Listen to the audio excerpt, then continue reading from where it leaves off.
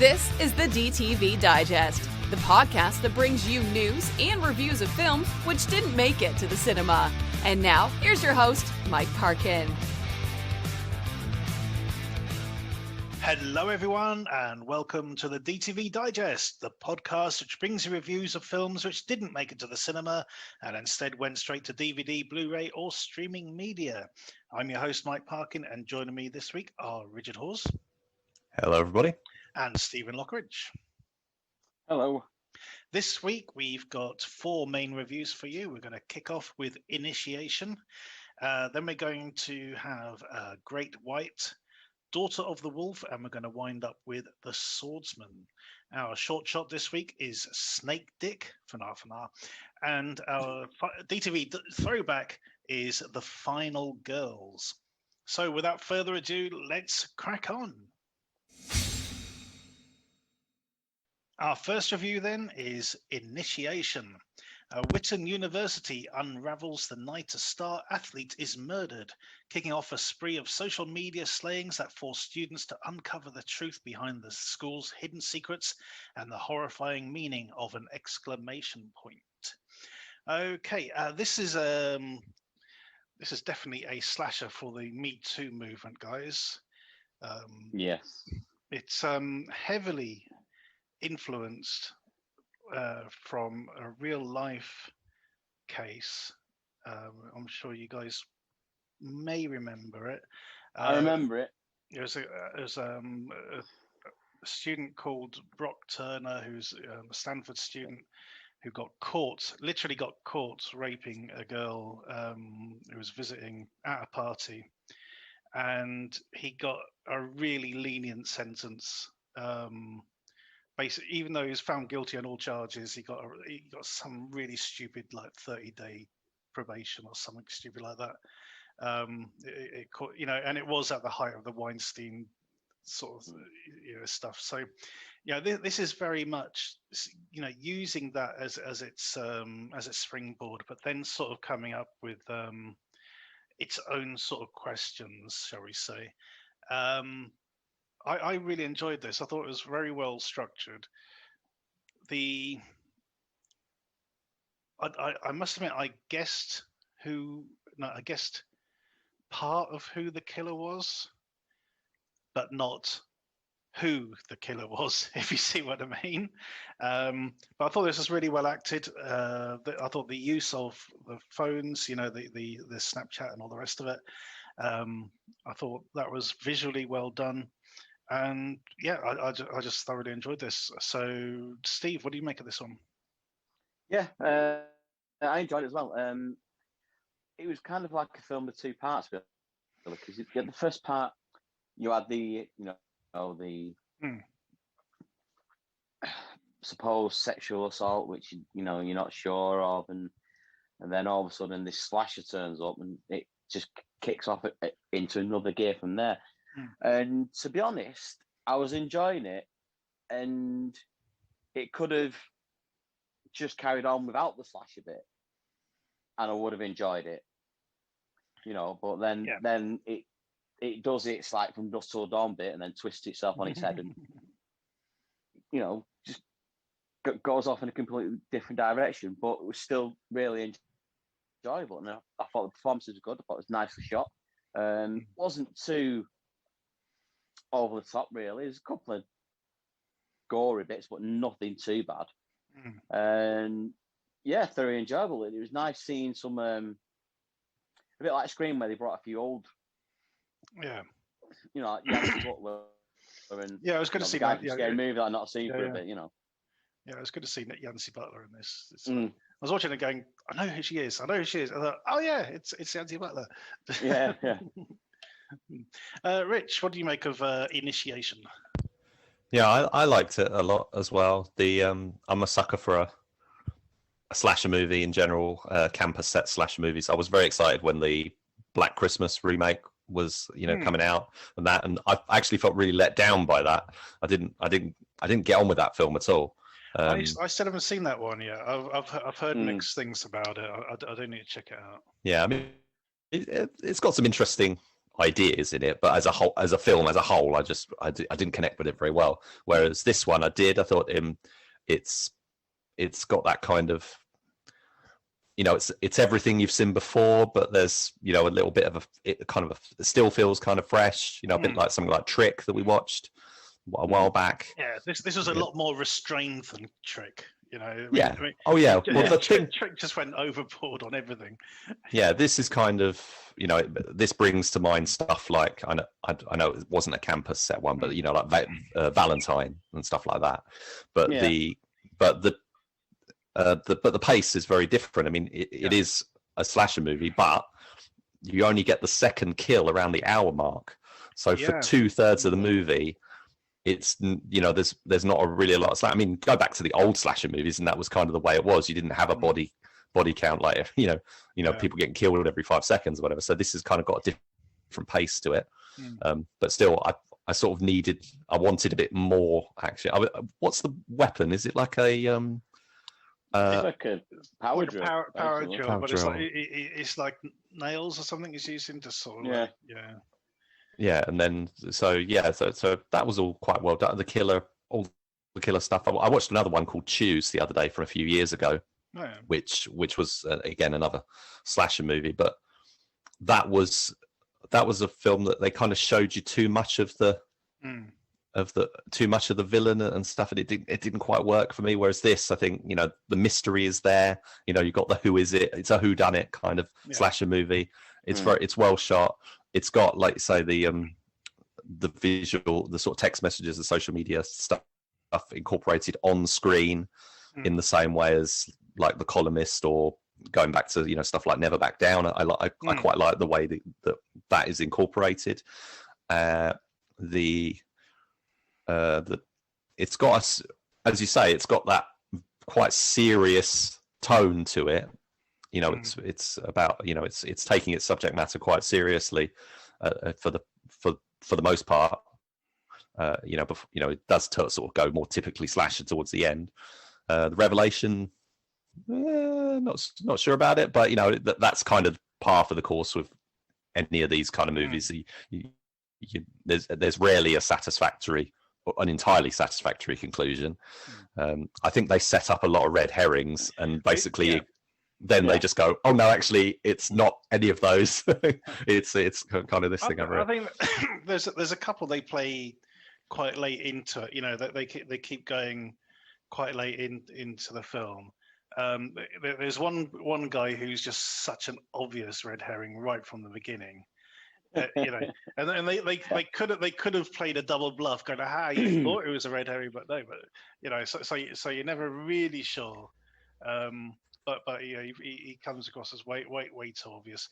But it's as you say, it does take a while for the first murder to happen, even. And I suppose really, when you think about it, it makes sense that it would probably take a few days. In retrospect. But anyway, I just thought really good overall. You were highlighting a short film by. I mean, this director's done quite a lot of short films and other types of stuff. He's done quite a few, tons of short films actually. But there was one in particular that you highlighted called Dem Banger, that's right, which has the poster is a variation on the Scream poster, and the film itself is kind of, it's the pre-title. Yeah, it's a Drew Scream Barrymore sequence. bit, it's basically a variation on that, but it's kind of a precursor to this film, isn't it? It does tie in. So there's two things about Dem Banger. One is they sort of switch genders for the victim, and the other is the way it uses social media. Because if you remember, Scream was back in the 90s. Oh yeah. Pre-proper cell phone era. So poor old Drew Barrymore's tied to a landline in that one. So I thought that it was really good. That short, it was a really good sort of update of that opening sequence in Scream. And it was also interesting the use of the apostrophe, which is then a key feature in this film as well. Yeah, I mean, Not apostrophe.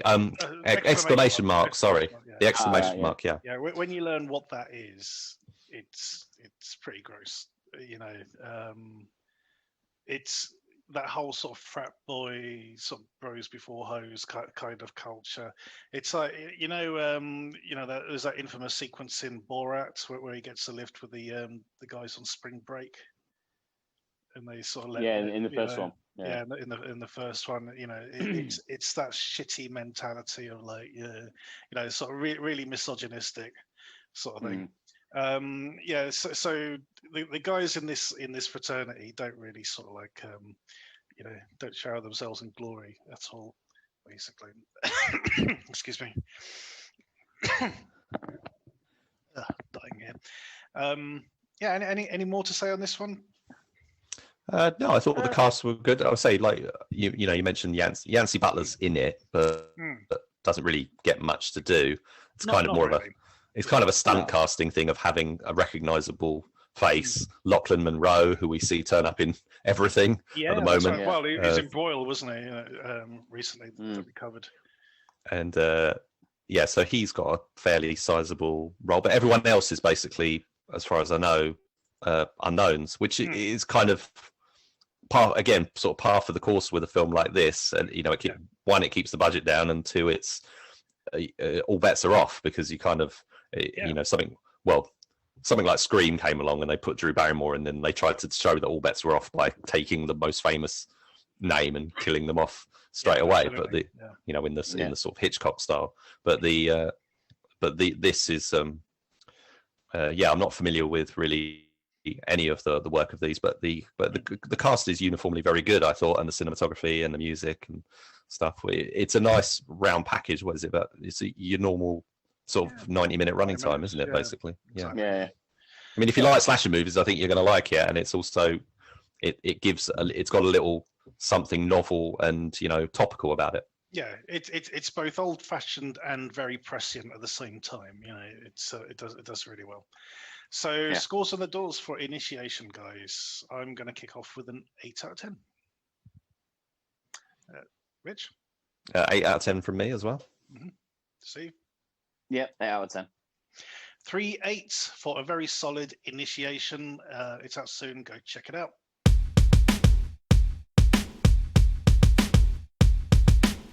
Our next review is Great White.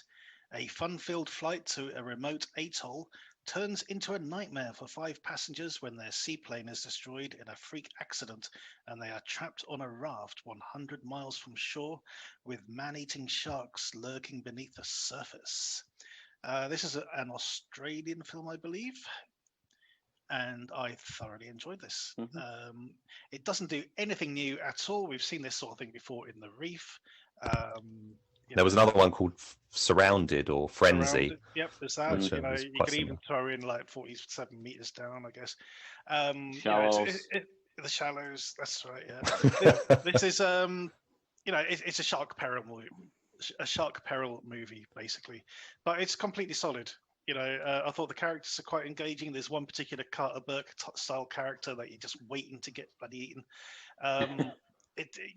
There's a bit of padding in the middle where they're stuck on the raft and nothing's happening. It's just like a chance for Carter Burke character to be even more dastardly and just be an arsehole. But other than that, I thought this worked really well, even with a bit of CGI for the sharks. Rich, over to you. Yeah, it's funny, the guy, what's his name? Rob Hill does the Bad Movie. Is it Rob Hill? Bad Movie Bible. Oh yeah. Apologies if I'm getting the name wrong. He's done a whole video recently on YouTube about Jaws ripoffs, sharksploitation and all this sort of stuff, and how they keep happening. And here we got another prime example. But we're in kind of with 47 meters down. We're in the sort of a new wave of them. This shares this one of the producers of or executive producers from those films is involved in this, sort of driving these forward. And like as we've said, all those other films. But yeah, there's Jaws is still being ripped off all these years later. It's quite amazing. The opening sequence of this movie is basically the opening sequence of Jaws. They're not really sort of hiding that. I didn't know it was set in Australia, so that was quite interesting when it starts off. We get the male lead. The white male lead is Australian, but his wife is an American, played by Katrina Bowden. She's basically the protagonist, the main protagonist of the story. But then we've got a couple of rich arseholes, basically.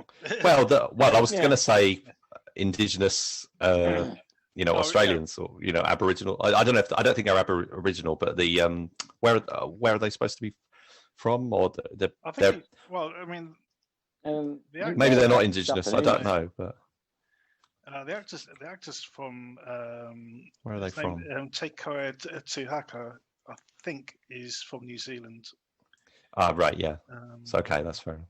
Yeah. So I was just thinking in terms of there's a bit more diversity to the cast is what I was trying to get at, but it's kind of that thing of you've still got to have white male and white female leads essentially, but the supporting characters could. I would have been really interested if they'd gone for if they switched it round, and we'd have had the character Taikoa, what was his name in the movie? Benny. Was Benny. Yep. Yeah, if Benny had been the main man, the guy running the show. Yeah. So that would have been quite interesting. But as far as it goes, that's the typical conventions that we've still got. That's okay. I don't mind it.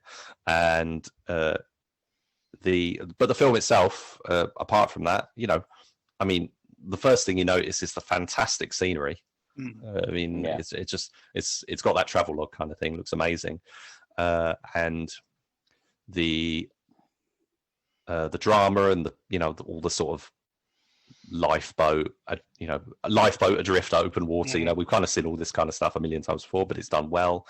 I think it's let down kind of is the sharks, because they are so CG and so obvious, and then they're not the best part of the movie. They kind of it's almost like it's undermined by the fact that you see them. It actually weakens it slightly. If they'd have been, I don't know. I don't really, CGI sharks are CGI sharks, however you paint it, really. But it's when the shark starts to attack, you just go, not sure about that. But then again, maybe that's a nod to Jaws in itself, because Jaws had the fakest shark ever. It did, yeah. Apart from Jaws: The Revenge. There you go. Steve, what do you make of Great White? It's excuse me.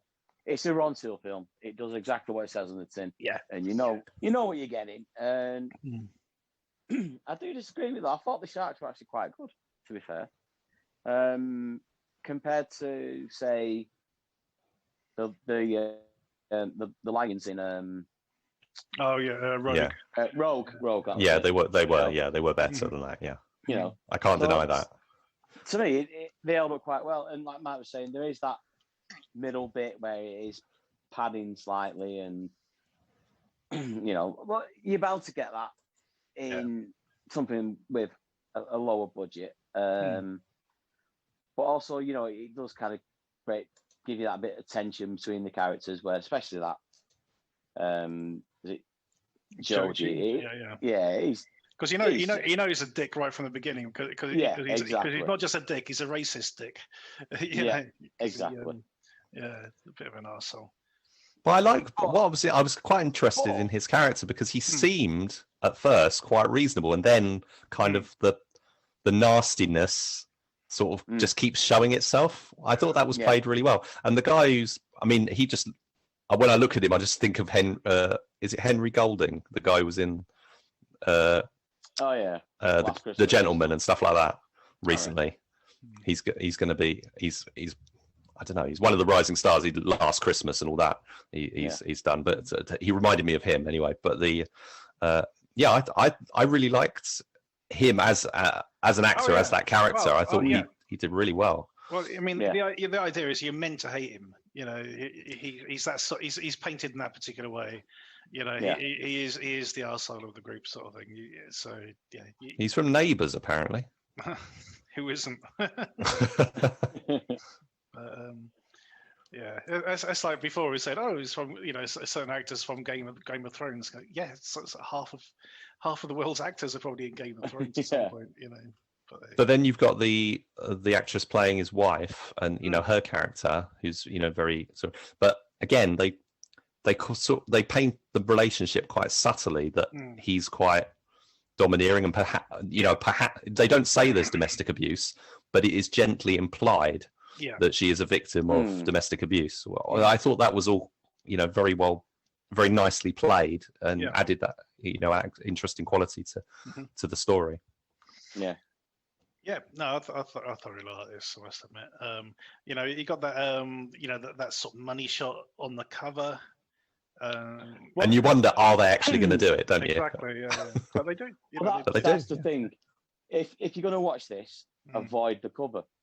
Yeah, there is a bit of that. But then that gives it that sort of extra, air of sort of anticipation and excitement, I guess, Yeah. go into it.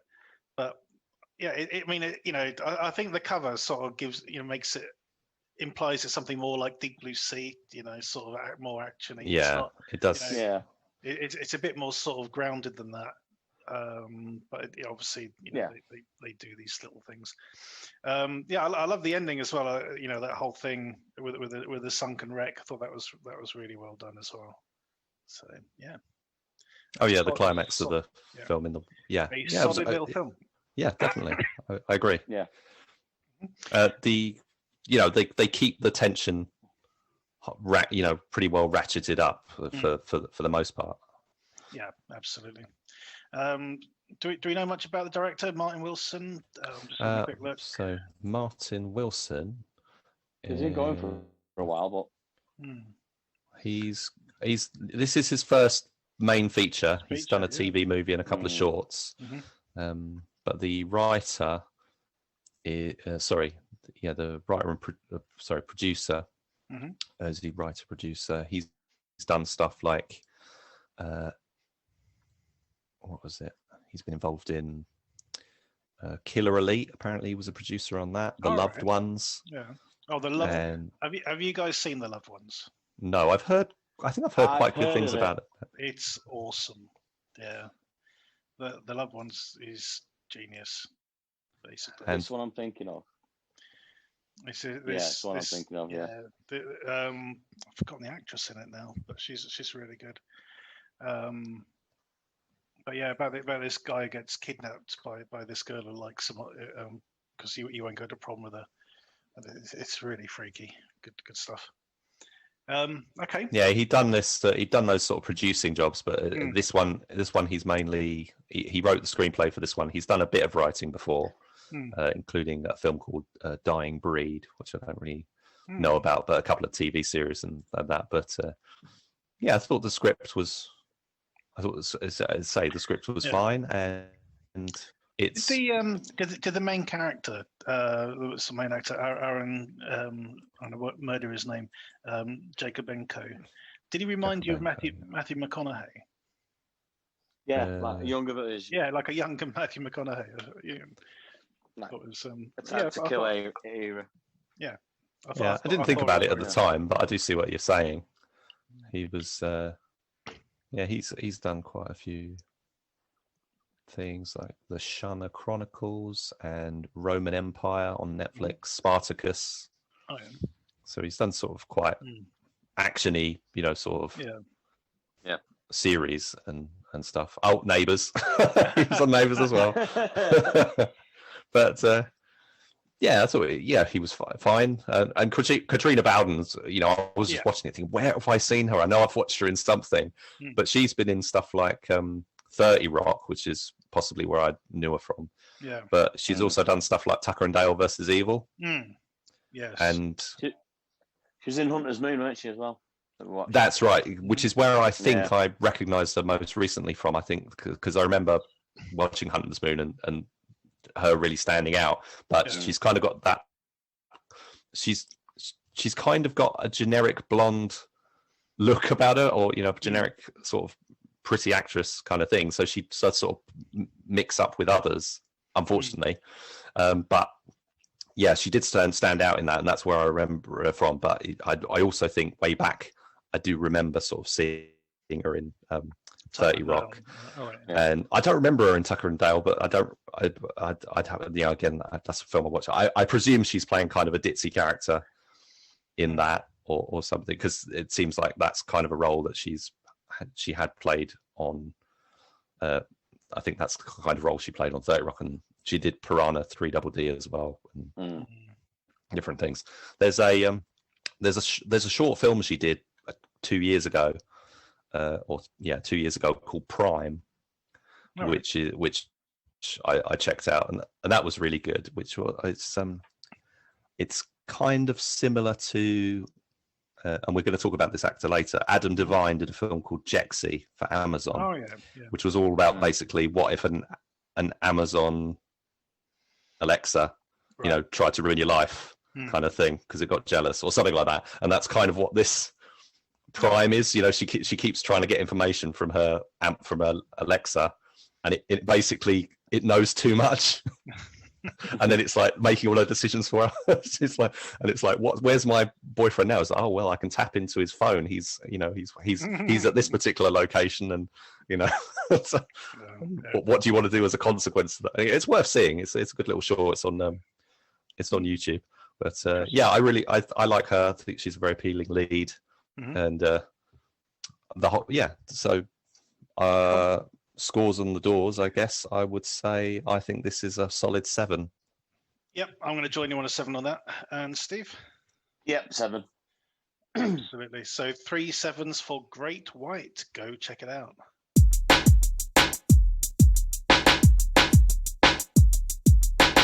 Our next review is Daughter of the Wolf. Following the death of her father, Claire Hamilton inherits a bag load of cash and a whole load of problems. Not only is she struggling to reconcile with her estranged teen son Charlie, but also finds herself embroiled in a family vendetta when a man known only as father kidnaps Charlie and demands the inheritance as ransom. Okay, so Rich, straight off the bat with this one, what impressed me is the lack of in media res. Yeah, or the lack of any real exposition. Any exposition to begin with. It's as if they went, guys, come on, you've watched action movies before. You know what's happening here. We're straight into the ransom cash drop with Gina Carano's character, Claire, turning up with the money and stashing a couple of guns because she knows, or she guesses that she's going to get double crossed by these guys. And I must admit, I'm watching them going, oh, for fuck's sake. Any minute you're waiting for it. Any minute now, the screen's going to go black, and captain's going to come up saying, so many days earlier. Yeah. Days earlier, and and I thought, but no, it doesn't. It just barrels on. It gets into a shootout. It gets into a car chase with another shootout, car flip. And it's off and running. We do get some exposition as the film goes along, but nothing actually stops really. No, the most we get in that first part, is a very blurry flashback. That's right. Yeah. So we get a couple of things, like she goes to her dad's funeral. She goes to she has issues with her son because basically. She went and did another tour of duty instead of staying at home looking after him, that sort of thing. So structurally, I was really impressed with this. I wasn't as much impressed with the actual dialogue. It was pretty standard stuff, really. It didn't really sort of deliver anything new, apart from the character of Father, played by Richard Dreyfus. Because basically, this guy. He's basically a child abductor who's grown up. We find out about his MO, how through a particular character whose name escapes me. Is it Lester, I think, or Lenton or something? Brendan Fair's character. Yeah, him. Play Larson. Larson. There you go. I saw halfway between the two. you know, his own father was killed by father, and he and his mother were basically sort of enslaved by this guy and his sort of brood. Um, and basically, you know, when she asks him why didn't you run away, and he's like, well, to what? You know, he was my whole worldview. Basically, there was nothing else. You know, it's just this sort of big void, this chasm, you know, outside of that sort of field, and you can sort of see those seeds being sown with Charlie. You know, when he's sort of turning around and go, well, you know, your mum would have been here by now if she was going to try and rescue you. You know, you've been abandoned. You might as well stick with me, sort of thing. And you can sort of see it working. You know, the sort of the internal sort of cogs and wheels sort of moving around. So that side of it, I thought was really good. But I have to say, most of the script, the actual sort of dialogue between the characters, was like ho hum. You know, there's a bit where sort of Claire sort of turns around and goes, "Oh, you know, the reason why I couldn't stick around was because every time I looked at my son, all I saw was my, you know, his father's face or something." I'm thinking, yeah, I'm sure you've heard that line like 100 times before by now. But anyway, I digress. I'll jump in again later. Rich, your initial thoughts?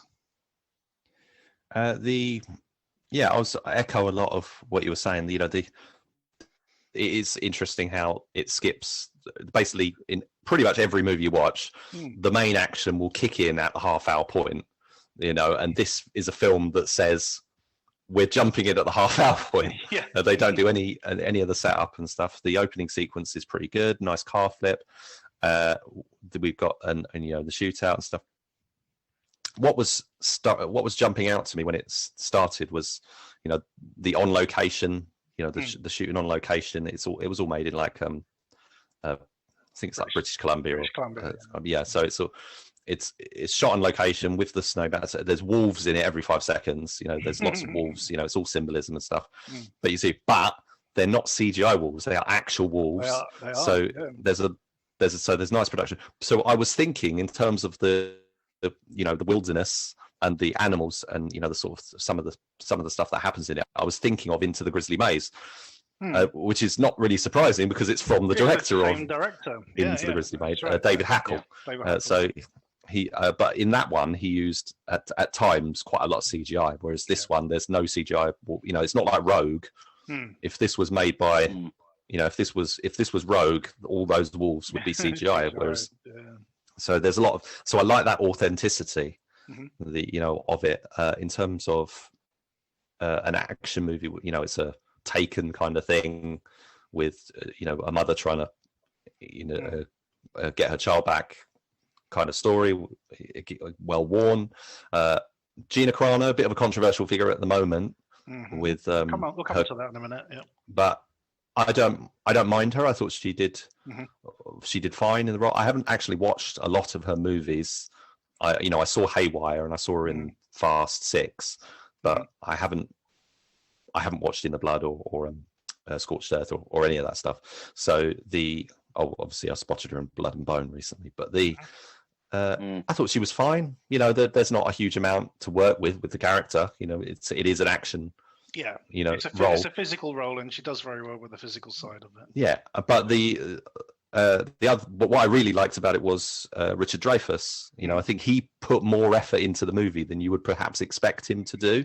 Yeah, but based on you know what other actors of his ilk would do with some of it. So let's look at you know we recently talked about The Virtuoso, which had Anthony Hopkins 10 years older than Dreyfus, but Hopkins just sort of turns up, does a monologue and whatever, and they show him a couple of bits, and it's nice to see him, and he's a very strong actor. Yeah, but there's not a lot there. Whereas Richard Dreyfus kind of really throws himself into this character. Yeah, this is almost on the level of Kelsey Grammer. Yeah, you know, it's that amount of you know input basically. He's thrown himself into it. He's quite fierce in this as well. Yeah, he has. And the thing about the character as well is that he's not necessarily the smartest man in the room. You know, he's not one of these guys who has figured out every contingency going. You know, I knew this was going to happen, so we're going to switch to Plan B. You know, it's none of that. It's a case of, you know, for the most part, he's having to wing it because he hadn't really sort of figured that sort of Gina Carano's character would be so formidable. But at the same time, he's got a real sort of animal cunning, and he's been doing this for a long time. So he knows what works, and he knows what buttons to push. Yeah, he's completely ruthless. Mm. I thought he did really well, and he was, it's quite an active role for him as well. He's sort of you don't just see him every once in a while. He's in lots of scenes with all the supporting actors or whatever. When the action's kicking off, he's kind of the principal antagonist, obviously, with a lot of what's going on. Yeah, there was a lot to be. He brought a lot to the movie. So you've got the sort of. If this could have been a Bruce Willis, this could have been a Bruce Willis kind of situation. It really could have. But it's so much better. So that just elevates it so much. It's just unfortunately Richard Dreyfus these days doesn't have that cachet of a name like Bruce Willis does. So therefore, you see his name on the cover, and it's interesting that it's well, in Richard a way Dreyfus. In a way, that's like Into the Labyrinth with Dustin Hoffman. I mean, he's not an actor who is particularly prolific these days. Well, he does a lot more leading roles though than Dreyfus. Dreyfus is a lot of sort of smaller films and supporting roles and things. What's that? Dick Cheney and W and stuff. That Mads Mikkelsen film we covered a while ago. Polar, he was in as a small role. He had one role. He had one scene in that, didn't he? But he was very, very good in that. Oh, and in the bar, wasn't it? Yeah. That's it. Yeah. Yeah. I was just realising that we've just gone from talking about a Jaws ripoff to talking about a film with an actor from Jaws in it, which was completely unintentional. But so there's a snowmobile chase sequence which I quite liked. Again, added some nice production value, but it's very, very short. It's short, but the scenery in this film is that they wring every single drop out of it.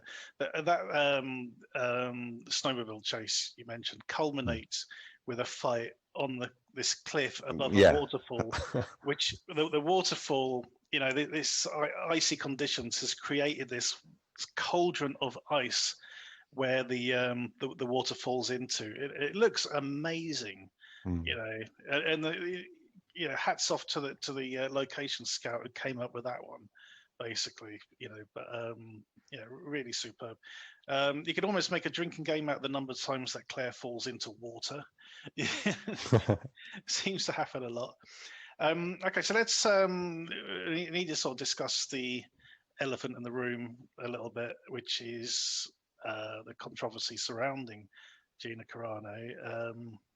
As a Republican, she made some controversial, pretty tasteless comments sort of towards the end of last year, beginning of this year, which basically, it's cost her role on The Mandalorian, which she was prominent in that in season 2. Although I have heard that there are internet rumors going around that she may be back for season 3. I don't know who she's kowtowed to, but it's possible that things are sort of blown over. So I hope this doesn't get the wrong press, if you see what I mean. I hope this gets the publicity it should get, rather than sort of the adverse side of it. Do people know what it is? Because I haven't got a clue. Apart from the fact that she lost her job on The Mandalorian because she said something maybe she shouldn't. That's all I know. So the thing she said was something along the lines of, to be a Republican these days is like being a Jew during the Second World War. Oh, okay. Oh, yeah, I did hear that. Which isn't particularly great. And she posted a lot of sort of stuff that since been, which was obviously, just patently untrue about everything. Apart from that being a silly, it's a silly thing to say. I don't think it's a terrifically awful lose your job kind of thing to say. I just think it's a bit of it's just a bit, bit silly. But it's Disney, isn't it? We know. We saw what happened to James Gunn. Yeah, because Disney's got no history of racism. Well, exactly. No, of course not. I think maybe that's why they were sort of overly overly reactive. But they are a bit sensitive, and they look what happened to James Gunn, a couple of years ago.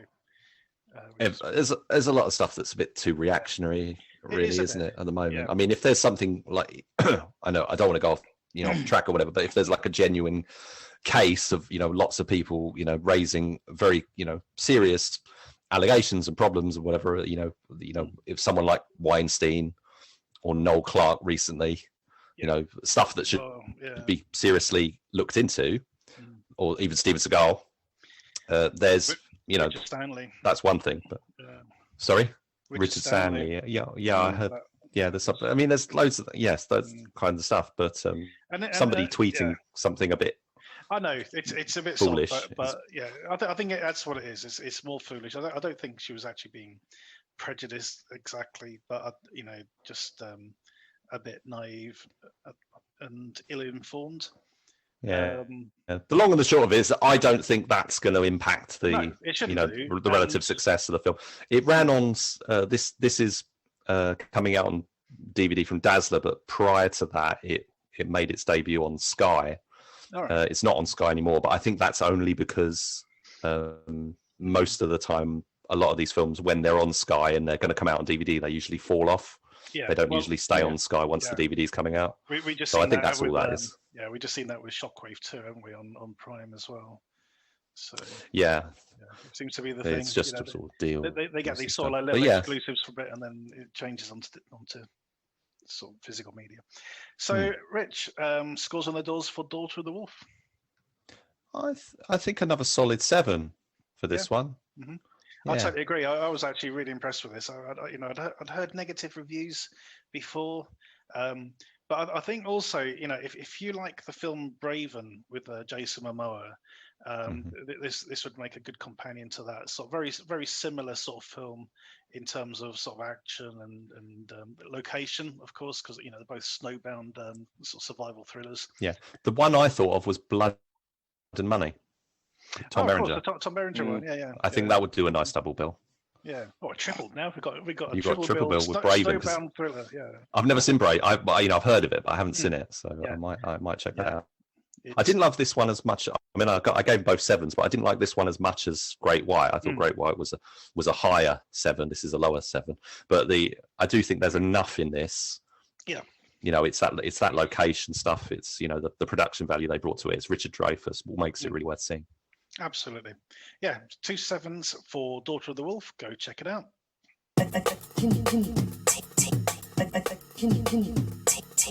Our next review is The Swordsman. When his teenage daughter is kidnapped by traffickers from the Qing dynasty, a master swordsman called Tae Yul comes out of seclusion to rescue her, having to battle many other warriors while also dealing with his failing eyesight. Straight off the bat, guys, I fucking love this film. This is actually surpassed For the Sake of Vicious as my film of the year so far. I absolutely adored this. I found myself ordering it on Blu-ray while I was at the halfway point. I just found my fingers just like tapping on my phone. Oh, I seem to have pre-ordered it already. I mean, it's nothing new. It's Commando, it's Taken, it's The Man from Nowhere with swords, but bloody hell, it is really well done. Steve, what did you make of this? Yeah, it was very well done. Really enjoyed it, actually. I've said this before, it kind of reminded me of the Netflix series Kingdom without the zombies. And even the way the script, the piles of the words and stuff like that, even shot, I mean, the countryside, it's absolutely gorgeous. I'd love to go to Korea, to be honest. It looks so nice over there. Absolutely. And I was a little bit, it's not exactly, it doesn't put the story on Front Street. It does explain it as it goes along, and you free flashbacks to fill it out and stuff like that. That was the only thing I had with it, but it does tie it all in. It was just like the first half hour, 45 minutes, I was a bit like, well, what is going on here? But then you find out what it is, and then it all makes sense. You're like, right, okay, fair enough, I get it, and then you just go with it. And the choreography was absolutely fucking amazing. I mean, there's one scene where he takes on about 50 blokes. Yeah. On his own. Ninjas. Yeah. Yeah, and you're like, holy shit. And he's blind. Yeah, and he's always blind. By that yeah, point, and he's going blind. Yeah, and it's like, sometimes in stuff like that, they're there standing waiting for him. Like, oh, I'll take you out, then I'll move on to you, then move on to you, and it's not like that at all. They're all flying in, and no, it really was absolutely fantastic film. Cool. Rich, what did you make of this one? Well, you see, the problem for me is that this is really not my cup of tea. So therefore, I can't say I'm going to mark it down because of that, but it's certainly a film that I didn't enjoy to the same extent as both of you, because this kind of film, as in a film set in was it the sort of the dynasty and feudal, the feudal sort of dynasty, and all that kind of period of history in Asia and Korea, Japan, whatever. Any film set like that, those sort of historical settings don't really do it for me. So I've seen there are a few I've kind of got on reasonably well with, like Hero, or Crouching Tiger, Hidden Dragon at a stretch, but for the most part. Well, not really. No. Well, I don't know. I don't know what it was, but if I watch Hero, I might not like it now. I mean, it was a really long time ago. But Crouching Tiger, I kind of just went with the thing. But yeah, just Asian period movies. I kind of got, I kind of dread sitting down to watch. So I was not looking forward to watching this at all. Right. So I was quite interested that it was basically a bit like Daughter of the Wolf. It was kind of another rescuing my child story, like a Taken kind of thing, and it was it was the Zatoichi kind of thing going on as well. And so the blind swordsman stuff was quite interesting, or the almost blind swordsman. He's mostly blind. He's not entirely, but he needs some glasses basically. The action sequence were fantastic, although I do think it's the early ones that were the best, because as with a lot of these kind of movies, the stakes obviously increase and the number of opponents increase, because we've seen how formidable he is, so therefore we've got to give him an even bigger threat and a bigger. So by the time you get to the end, he's, as Steve was saying, facing off with ridiculous amounts of people.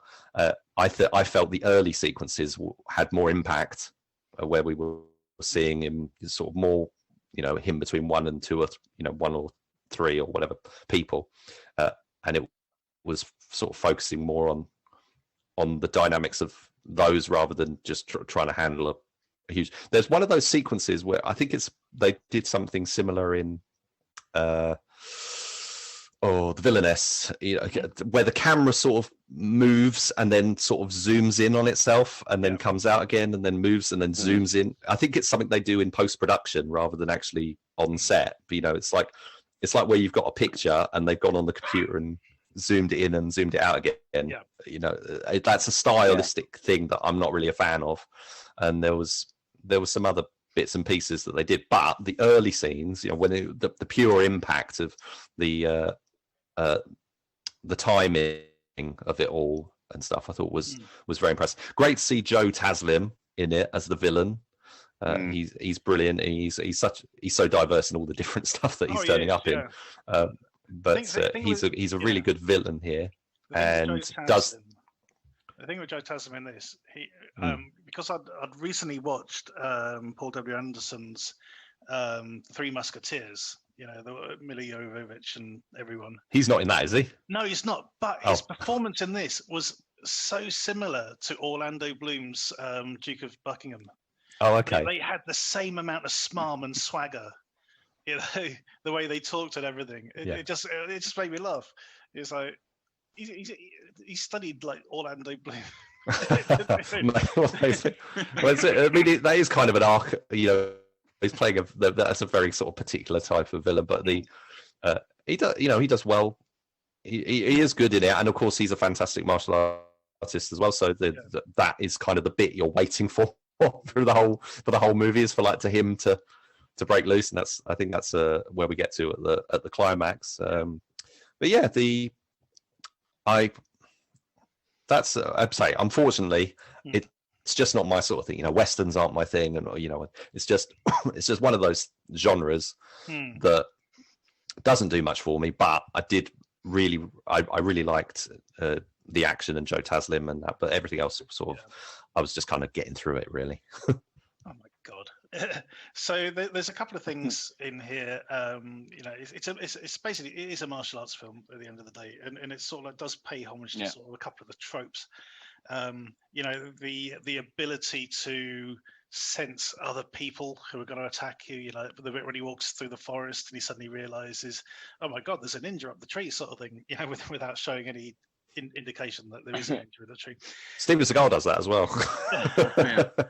There's another bit early on. There's another swordsman in this who our main guy had crossed swords with before, who's like, he's an ex-general, and he ends up in a duel with one of Joe Taslim's henchmen as a sort of like a demonstration, just a showpiece. And there's this really classic bit where he's basically paying lip service to the duel. He's just letting the other guy sort of like attack, and he's just soaking it up. And the other guy sort of taunts him, sort of says something like, "Oh, flowery martial arts" or something. And this guy, the swordsman, he does something almost imperceptible, the change of stance or the way he holds his sword. And it cuts back to Joe Taslim, and you see him lean forward in his chair, suddenly looking intently.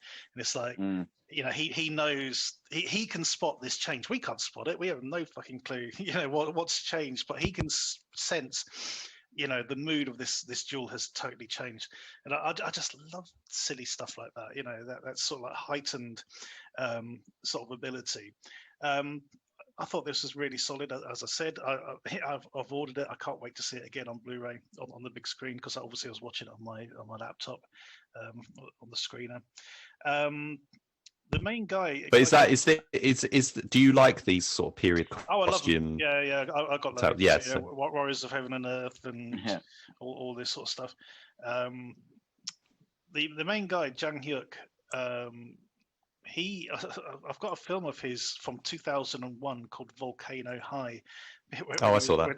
When he was a lot younger and blonder, basically. But I love his story arc in this one as well, because we see him at the beginning, defending the emperor in this duel he has with that swordsman.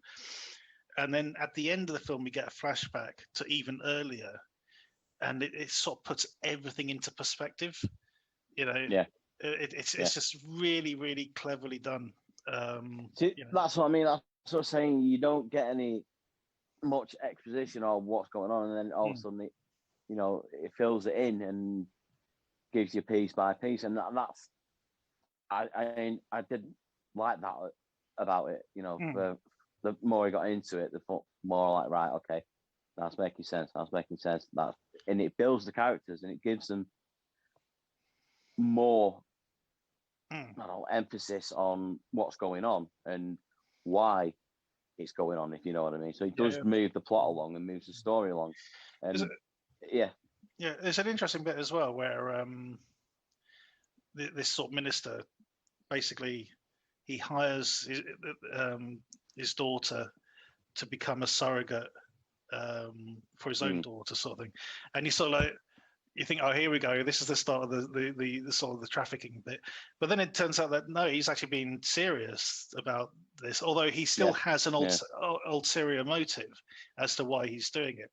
But he is actually offering her this position. It's not like, aha, I tricked you, sort of thing. But he has got a more sinister sort of thing behind it, as we find out. But no, scores on the doors. I don't want to talk anymore about this. It's damn good.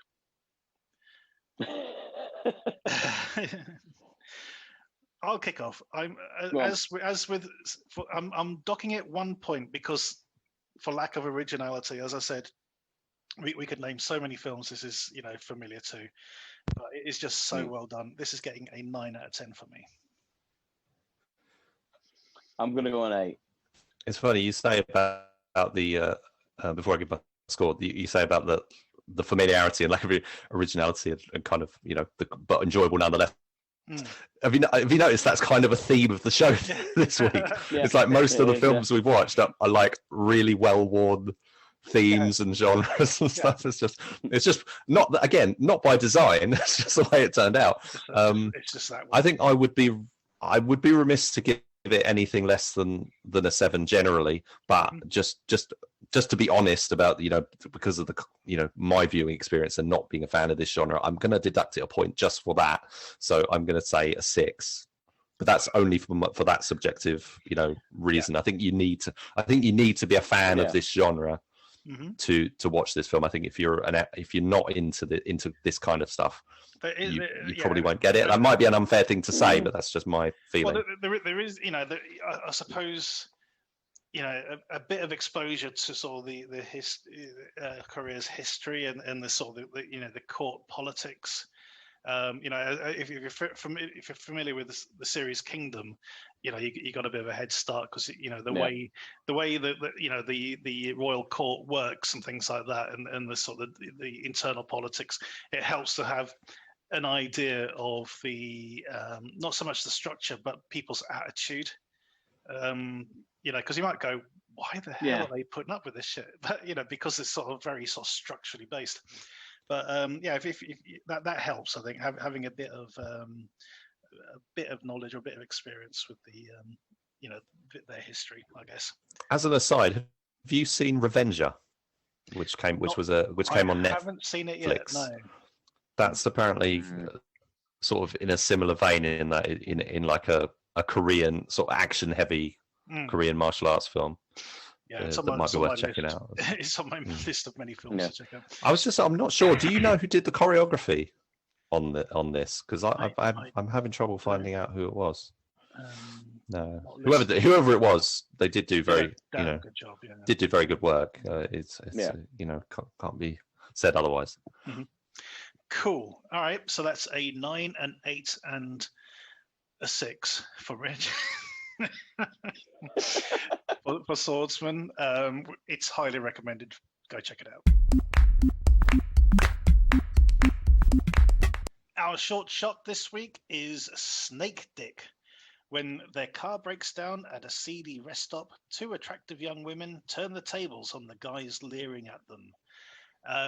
Nice and short, this one, 7 minutes long. Kind of like a proof of concept, I guess, but really well lit, very, very nicely acted, and a nice bit of CGI as well. So, Steve. Yeah, it's just random as anything, to be fair. The title kind of gives it away, but yeah, I don't know. They're just there trying to fix the car. There's 2 hicks, and she pulls a snake out of her fanny and it bites him. It's just weird. It's pretty freaky. But I don't know if it floats your boat. It was just very, very strange for me. Mm-hmm. It just you kind of get what's coming because of the name, but it literally does just come out of nowhere. And the fact that it's not just under her control, it's the fact that her mate pulls out a flute and starts playing the flute to guide the snake as well. It's just like, what? And then that's it. It's over. It's done dusted. But I thought the performances were good. I'm quite surprised that the actual main girl is English. All right. Apparently she's been in Downton Abbey and stuff like that as well before. From Downton Abbey to Snake Dick. yeah, exactly. But yeah, it's like I say, short, sweet, fun. It is very fun. Yeah. It's a good sort of like turns the tables on sort of Deliverance kind of setup and everything. All squeal like a pig. Rich, you chucked this our way. What do you make of this? Yeah, I thought it is very good. But I think the only problem with it, I think, is of how on the nose it is. The title is very you know, eye-catching and controversial, however you want to look at it. But and you do know where the stories might go. But if you see the poster, the poster just completely gives it away. So therefore, there's not really an element of surprise. Yeah. So the film's kind of leading up to an event that you kind of know is going to be coming. So it's well done, but it's not subtle enough in its marketing, in its title and whatever, to fully be a great sort of shock moment or anything. It's kind of just like, this is what you're going to see. Here it is. And that's the only sort of negative about it, I would say. I mean, the poster is really good. The title's really, attention grabbing. Yeah. I did like the way the name comes up, in the credits, and the way that the A is shaped like, a pair of women's legs with the snake coming out. I thought that was really cool. Cinematography is excellent. The cast are great. The sort of the leery guys outside the gas station, getting more than they bargained for stuff is all really good. I don't know I think it's Steve was saying that like the lead actress was British, the director's British as well. So I'm just sort of trying to check whether so the film is actually an American production, but it's just a lot of the people involved in it seem to be English. The director is David Mahmoodieh, and he's done quite a few different things as a director. A lot of he's done shorts and he's done TV episodes and stuff. So he did a Coldplay music video, called Lost, in 2009, and a film called See You Soon. So, which seems to be a drama set around the World Cup. So he's done quite a diverse with Harvey Keitel. It's on Prime apparently. I'm not curious. I might watch that. So quite an established, director. So I think that experience shows in the film, and I think you're right that it might be some kind of proof of concept rather than intended as like a one-off. Because I don't know. It seems like I'm not sure where you take the concept. Although I've got other films have done sort of similar. I mean, look at things like Teeth and what was that? What was that film about Ron Jeremy's penis trying to kill people? Is it like 8-inch monster or something? Yeah, the one-eyed monster. One-eyed monster. Like, So there's things you could do with concepts like this, but I think you can't go wrong with if you want something a little bit edgy, then I think this is a good way to spend 8 minutes, or 7 minutes. I mean, I like the script. I like the way you got these two arseholes at this rest stop, and it's the way it escalates. It starts off with look, it's turned up, and then they sort of egg each other on, and because the girls aren't reacting to it, it's sort of like that gives them more confidence to be even ruder and things like that until it comes to a head. I thought that was, it felt quite realistic in that sort of approach. I'm sure many sort of women have had to sort of put up with that sort of shit. Probably wish they had a snake dick to deal with it. But I'm sure that snake's got a massive long back history and stuff that they can delve into. Where did the snake come from? How did it end up there? Yeah. Where did the flute come from? There's a bigger story here, I think. Yeah, I think so. Yeah. How did it go from being an egg to a fully grown CGI snake? CGI is really good. I should say the CGI is really good. Absolutely. Yeah, this is just fun. It's a bit sort of weird. It's a nice, one of these sort of confrontations, which is then switched on its head.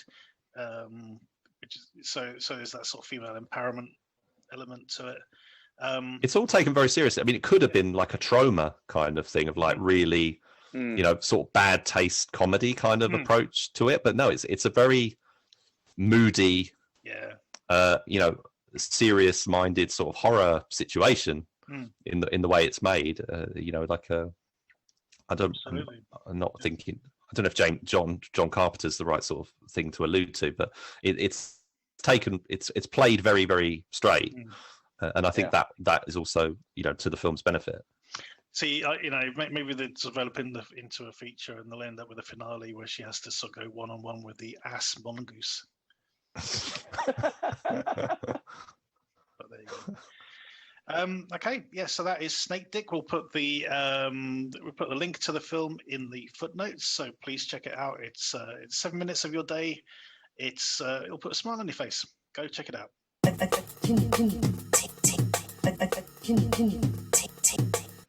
Our DTV throwback this week is The Final Girls, when Max is convinced to attend a showing of Camp Bloodbath, a film which starred her now deceased mother.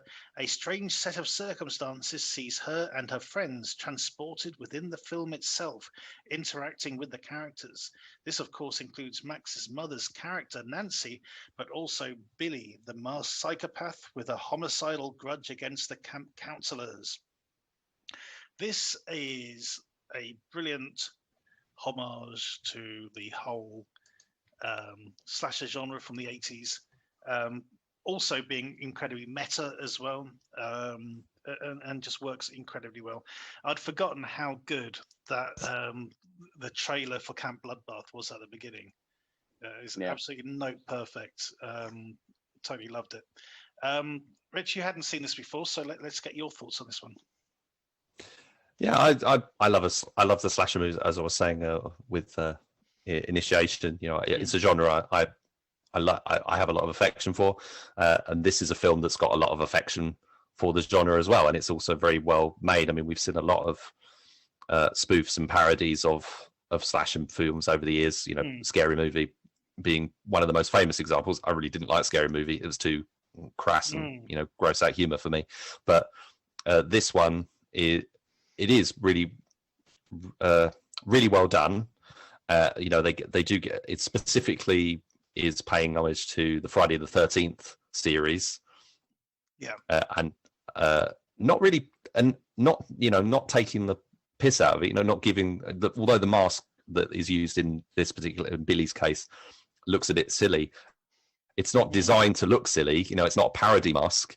It's not a joke. The situation in the film is supposed to be quite representative of the films of that time, and they do up the humor and the comedy lines and stuff, specifically like Adam Devine's stupid jock character and that. But it's all very affectionately done. And the other side to it is, of course, it's got a huge amount of heart, because at the center of it is this mother-daughter relationship, the tragedy of this mother-daughter relationship, which has been shattered by a car crash.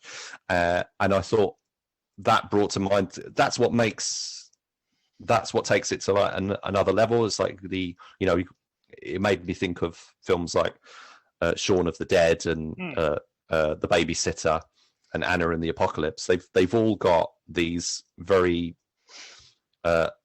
warm,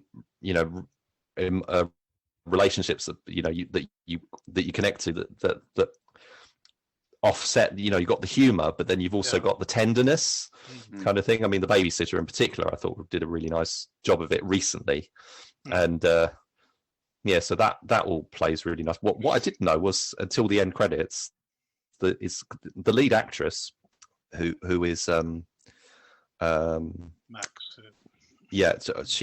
I was watching it and I'm thinking, you're very much a Jennifer Love Hewitt type. They seem to, it's got that I Know What You Did Last Summer kind of feel to it. Yeah. I saw her name was Taysa Farmiga, and I thought, oh, she must be Vera Farmiga's daughter. But no, she's actually Vera Farmiga's sister. Her younger sister. There's like 20 years between them. But as soon as I saw her name on the credits, I was like, I see it. I totally see it straight away. Yeah. that they're related. But yeah, she was good. The whole of the cast was good. But the whole concept is again something with, it's Last hero, it's Pleasantville or Cabin in the Woods. You know, it's got elements of all those. The director of this even went on to do another film which uses the same concept, which was Isn't It Romantic, which was on Netflix, with Rebel Wilson. Oh yeah. Where she ends up, you know, she goes from the real world and she finds herself, she wakes up in a romantic comedy. You know, it's essentially the same, although that was a rip-off of Delirious with John Candy, but that's by the by. But they said this guy did this film with this kind of concept and you did it well, so let's do it again. But so there were before I stop rambling, I'll just mention I love the intertitles bit where they got like Summer 1957 and what they were doing with that. You know, like they bump into it or they have to climb over it and stuff like that. Oh, yeah. So, but anyway, I will stop my thoughts now and let you guys. Steve, does this still hold up to the last time you saw it? Yeah, it really does. I love this. Now, if I remember rightly, me and Josh reviewed this on the old. Yeah, on the Smoking Lamb. Yeah. Yeah. Did you as well, or? I think I did. Yeah, I'd seen it right about that time. Yeah. Yeah, because and then I don't know if we got a screener or we got an early copy or something, and then it just seemed to never come out. It just never. I don't think he's even had a DVD release over here. And like I said, I've been wanting to pick a throwback for ages. When I saw this on Netflix, I just said to you guys last week, I said, right, please can we do this? Because it is amazing. I love this film. It's so good. Like Rich was saying, it's it's a gentle spoof, but so it is funny, but then you've got the heart as well. I mean, who would have thought Betty Davis' Eyes could be such a moving song, you know? And another thing I like about it as well is when you're looking at like the sky and stuff like that, and you've got that purple tint, and it just reminds me of like 80s VHS horror box covers, you know, that neon cover that they had and stuff like that. But I thought all the characters are great in it. The acting is superb, especially Tina, the one who has to do the dance. Oh, she was hilarious. Absolutely brilliant. I love that she's gonna do a strip scene, which is gonna cause all the stuff. So they cover her with all the different clothes that whatever they can find, including like oven gloves or something, and they tempt her up and to try and slow her down. That's like she's taking all the pills, isn't she? Basically. Yeah. Oh, that was brilliant. Yeah, I love that bit. She finds a mobile phone. She's like, "It's not a phone. There's no wire to it." Stuff like that. I'm only gutted that it kind of sets it up for a sequel. But obviously, it was never done. Never got it, which is a shame. But did you watch the credits, like the outtakes and the credits as well? Yeah. Adam Devine. Devine, yeah. Devine. He seems to do a lot of ad-libbing, doesn't he? I think he's. I've seen some of his other films, and again, you know, you get this after credits bit where he's like just riffing as he's going. He's hilarious. I'm actually, I wasn't sure about Jexy because it's kind of a gross out humor kind of thing. I've heard it looked like anyway, but having seen him in this, I'm actually quite open to watching more of his stuff because there is something about him. I did think he was quite funny in some of the stuff he's coming out with, and he did a Disney movie recently. There was a Disney film, a Disney Plus film that he did, and he's in all sorts, isn't he? Game Over Man. Game Over Man, yeah. Which has got a very funny autoerotic asphyxiation joke in the middle of that. He's also in that Isn't It Romantic from the same director as this I was just mentioning. He's got a role in that. Magic Camp was the Disney movie that he did. The Righteous Gemstones series he did as well. He's done loads. Modern Family. Yeah, he was in that for a bit. Yeah. But he's but you go back to you say about the end credits. Actually, I mean, I did really like the movie, but I thought the end credits part was, for me, like the best part. It's like I just thought that was brilliant. You know, all those little behind the skits and outtakes and whatever. And usually that would be a bad thing that you would say, but I think the reason it's so good is because of what's come before. You know, it's you built up these relationships with these characters, and you've sort of got to know their humor and everything. And then when you get to the end, it's just like warm and fuzzy, and you're just really enjoying spending this, you know, sort of hilarious downtime with them.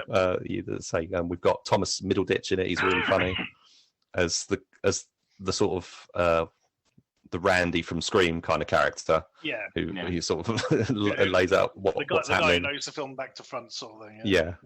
So Nina Dobrev was Vicki Summers. She turns up all over the place. Yeah, she has a really good scene in this where you know, because she's seen as sort of the bitchy sort of character, you know, sort of, and a bit like Charisma Carpenter in Buffy to a certain degree, and you get to a certain point where she does this sort of monologue, sort of saying how much she misses Max. You know, they used to be best friends and everything until her mum died, and then she became this sort of close. And it's really touching. You know, she sort of lays out all her feelings to her friend. It works really well. The other interesting bit as well is it's literally a one-liner almost, where I think Adam Devine sort of says something to Alexander Ludwig's character, who plays Chris.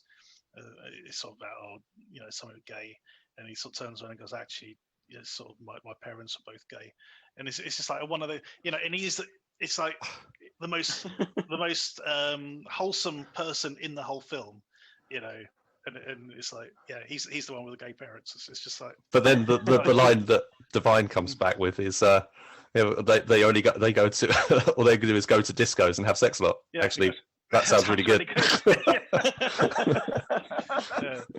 Which I thought, that's a good line as well. Paula, who is the sort of the original final girl from the story when she turns up and stuff. They didn't get to do much with her character, unfortunately, but I thought she had quite good presence.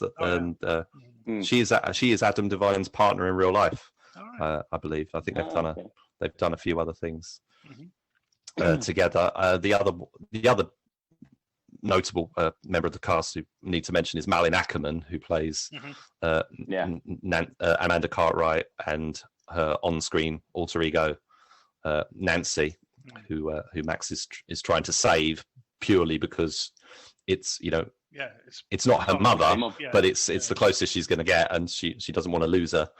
Again, it's all that heart, you know, of what drives the story along. It's all the action and you know the kills and stuff with Billy and everything is all very well executed. I love was it one of the characters he sort of gets slashed and you think he's dead, and then he comes back and goes, no, actually I'm alive, and then he gets killed again, like properly.